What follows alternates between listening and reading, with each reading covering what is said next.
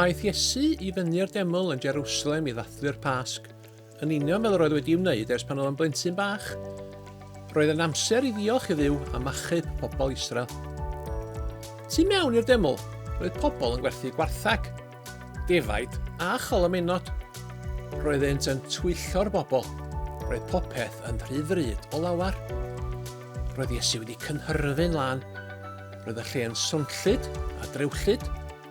Gwnaeth chwip o ddarnau bach o raff. Cymerodd y chwip a mynd ar ôl pobl y stondinau gwerthu a'i hel nhw allan o'r deml. Ewch ar rhain allan o yma. Stopiwch droi tŷ fy nhad yn farchnad, meddai Iesu. Rhedodd pawb allan wedi dychryn. Yna, aeth Iesu at y byrddau pobl y banc. Trodd y byrddau drosodd, aeth yr arian i bob man.